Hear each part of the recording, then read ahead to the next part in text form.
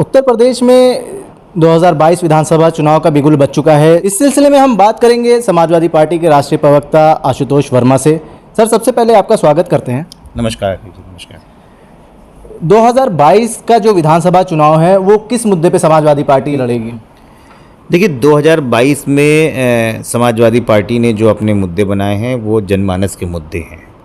वो मुद्दे हैं बेरोजगारी के, वो मुद्दे हैं समाज में पिछड़े वर्ग, दलित वर्ग, अल्पसंख्यक वर्ग और गरीबों के जो हकों से खिलवाड़ कर रही भारतीय जनता पार्टी, वो मुद्दे हैं।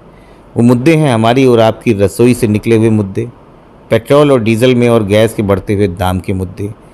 वो मुद्दे हैं लाखों की तादाद में, लगभग ऐसे 28 से 30 लाख ऐसे नौजवान हैं जो पिछले 5 सालों से फॉर्म पे फॉर्म भर रहे हैं और नौकरियां नहीं मिल रही है। वो मुद्दे हैं कोरोना वैश्विक महामारी से तड़पते हुए लोगों के, और यही मुद्दे लेके समाजवादी पार्टी 2022 में विधानसभा चुनाव के साथ जाएगी। लेकिन जब भाजपा सरकार के 4 साल पूरे हुए तो भाजपा सरकार का ये साफ तौर पे कहना था कि हमने 1 करोड़ 80 लाख बेरोजगारों को नौकरी दिया है, रोजगार दिया है।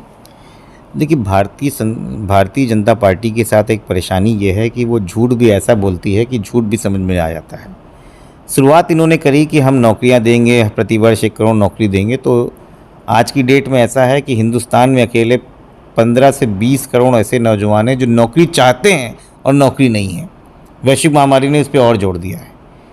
CMI की रिपोर्ट ने कहा है उत्तर प्रदेश बेरोजगारी में पूरे हमारे राज्यों में, पूरे देश में दूसरे नंबर पर पहुंच गया है। ये मेरी रिपोर्ट नहीं है, ये लोकसभा से और सेंट्रल मॉनिटरी ऑफ एम्प्लॉयमेंट की रिपोर्ट के आधारित है।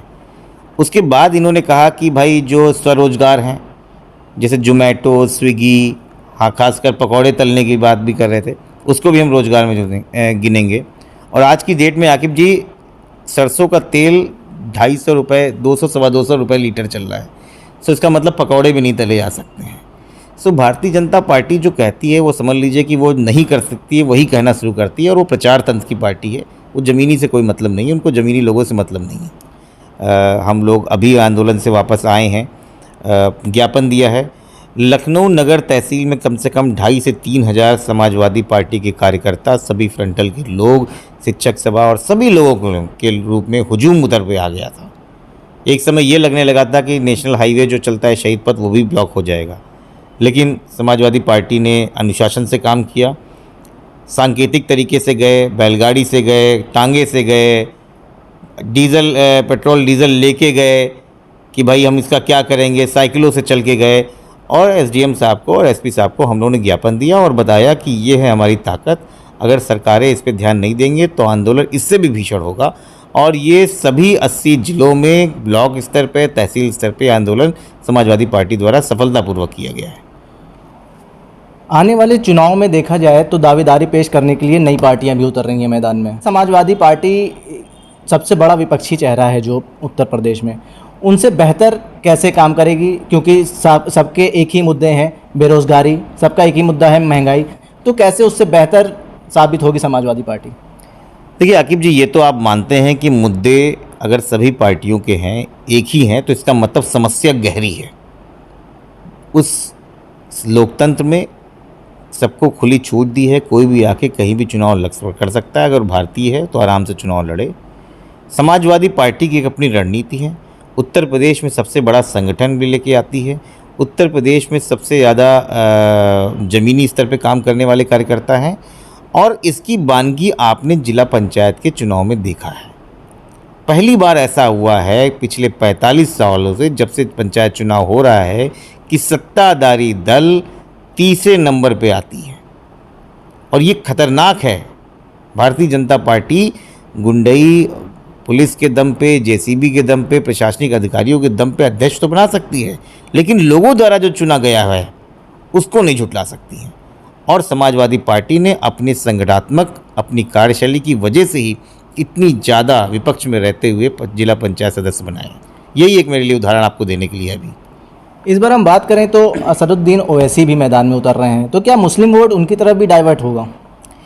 देखिए, ऐसा है कि मैं किसी व्यक्ति विशेष पे नहीं जाऊंगा। मैंने पहले भी कहा कि समाजवादी पार्टी की तरीके से और भी कोई पार्टियां आनी चाहती हैं, अपना चुनाव लड़े, लेकिन बात यह है कि लोक पूरक बातों की बातें करना और ज़मीन पे काम करने में अंतर होता है।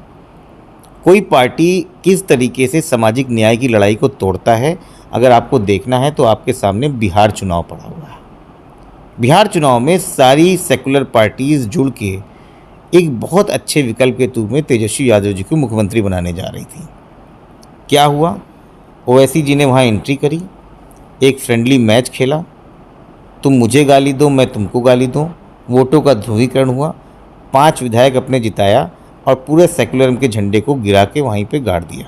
प्रगतिशील समाजवादी पार्टी से गठबंधन नहीं होगा समाजवादी पार्टी का? नहीं, मैंने नाम तो नहीं बोला। अभी तक घोषणा ये है कि शिवपाल जी की विधानसभा से फिलहाल समाजवादी पार्टी की कोई भी कैंडिडेट नहीं उतारेगी, तो ये घोषित अघोषित गठबंधन तो है ही। अगर हमको लगता है कि प्रगतिशील समाजवादी पार्टी के कुछ और भी कैंडिडेट ऐसे हैं जो कहीं लड़के वो अपनी सीट जीत सकते हैं, तो उस पर विचार किया जाएगा।